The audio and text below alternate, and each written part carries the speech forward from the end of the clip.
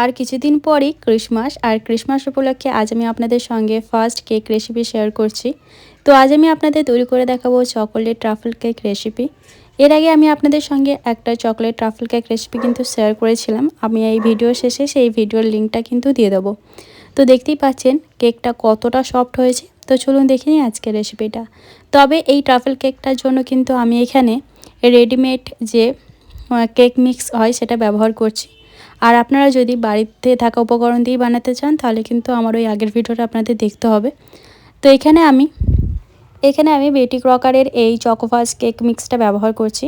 এটার ওজন আছে 475 গ্রাম।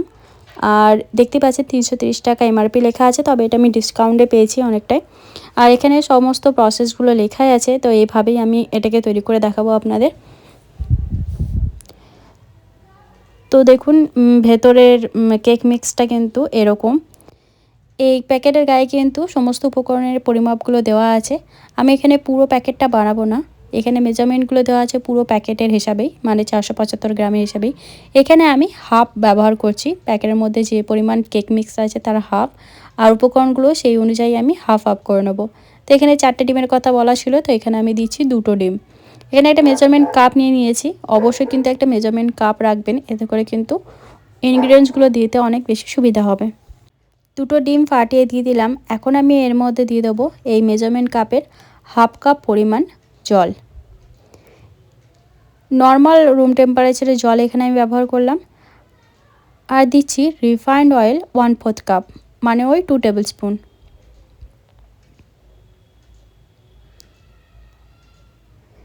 তো ব্যাস, এর মধ্যে কিন্তু আর কিছুই লাগবে না। ডিম, জল আর রিফাইন্ড অয়েল, এই 3টে জিনিস দিয়ে খুব ভালো করে আমাদের কিন্তু এটাকে মিক্স করতে হবে। যখন সমস্ত উপকরণগুলো খুব সুন্দরভাবে মিশে যাবে তখনই কিন্তু আমরা এটাকে স্টপ করে দেবো। খুব ওভার মিক্সও কিন্তু করব না।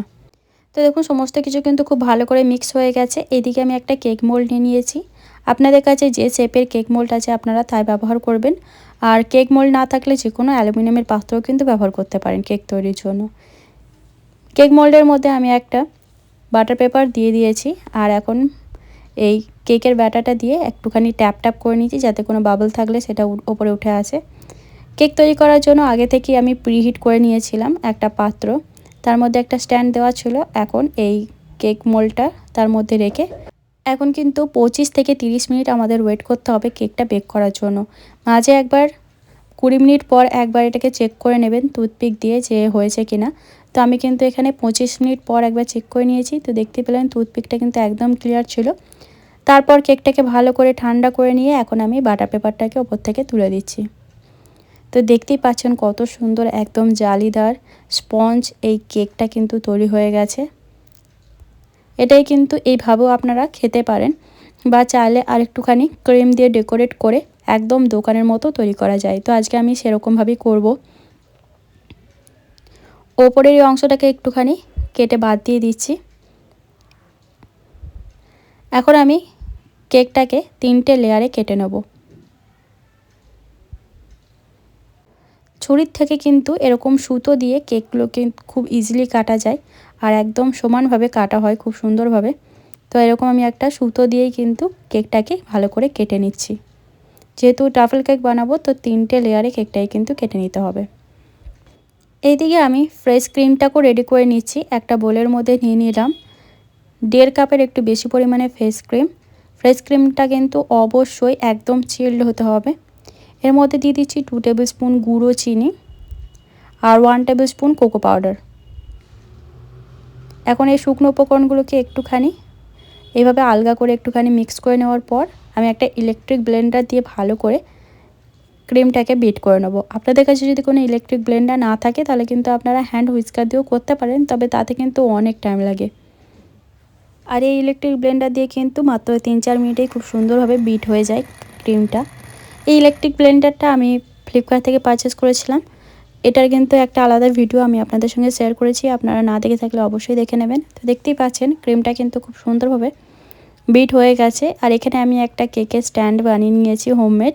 একটা ছোট্ট বাটির ওপর আমি এই চাকিটা বসিয়ে দিয়েছি। তো আমাদের রেডি হয়ে গেছে হোমমেড কেক স্ট্যান্ড। এখন এর ওপর অল্প একটু ফ্রেশ ক্রিম দিয়ে ওপর থেকে আমি কেকটা চাপিয়ে দিয়েছি। এখানে যেহেতু আমি ট্রাফেল কেক বানাবো তার জন্য কিন্তু দেখুন কেকটাকে আমি 3টে ভাগে এইভাবে কেটে রেখেছি। আর এখানে আমি তৈরি করে নিয়েছি কিছুটা পরিমাণে সুগার সিরাপ, 1 টেবিল স্পুনের মতো। সুগার পাউডারের মধ্যে 2 টেবিল স্পুন আমি জল দিয়ে এটা সুগার সিরাপটাকে রেডি করে নিয়েছি। এখন এই কেকের ওপর অল্প অল্প এই সুগার সিরাপটাকে দিয়ে দিচ্ছি। তারপর এর ওপরে দিয়ে দেবো ফ্রেশ ক্রিম। তো এইভাবেই আমি 3টে লেয়ারেই কিন্তু প্রথমে সুগার সিরাপ দিয়ে দেবো, তারপর ফ্রেশ ক্রিম দিয়ে দিয়ে পুরো কেকটাকে রেডি করে নেব।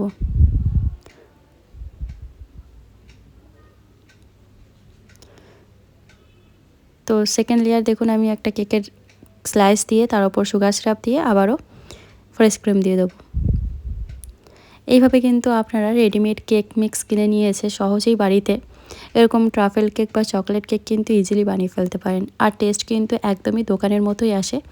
যে কোনো কেকের দোকানে বা ডেয়ারির দোকানে গেলে কিন্তু যদি বলেন হুইপড ক্রিম, তাহলে এই হুইপড ক্রিম খুব ইজিলি কিন্তু আপনারা মার্কেটে পেয়ে যাবেন।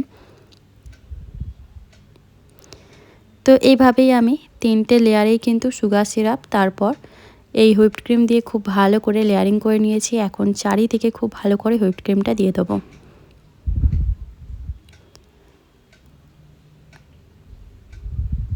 তো দেখুন চারিদিক দিয়ে কিন্তু আমি এই ক্রিমটাকে খুব ভালো করে লাগিয়ে দিয়েছি। এখন খুব ভালো করে সমান করে নিচ্ছি যাতে দেখতে একটু ভালো লাগে। প্রফেশনাল কেক তৈরির জন্য যে সমস্ত জিনিসগুলো পাওয়া যায় বানানোর জন্য সেগুলো আমার কাছে নেই, তাই আমার হাতের কাছে যা ছিল সেইগুলো দিয়েই কিন্তু আমি এই কেকটা বানানোর চেষ্টা করেছি। হয়তো দেখতে একদম দোকানের মতো নাও হতে পারে, কিন্তু টেস্ট কিন্তু একদমই দোকানের মতো।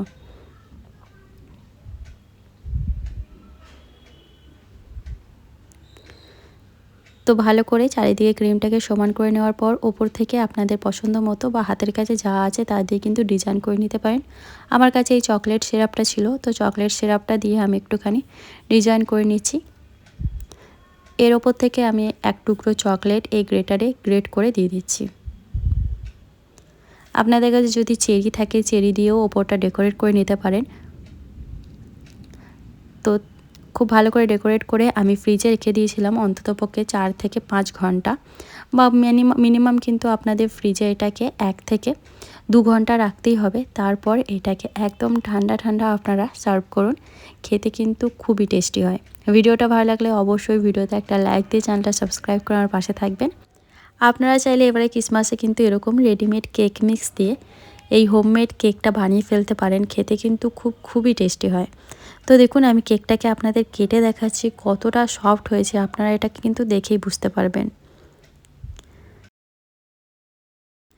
তো আজকের মতন বাই, আর সকলকে জানাই মেরি ক্রিসমাস ইন অ্যাডভান্স।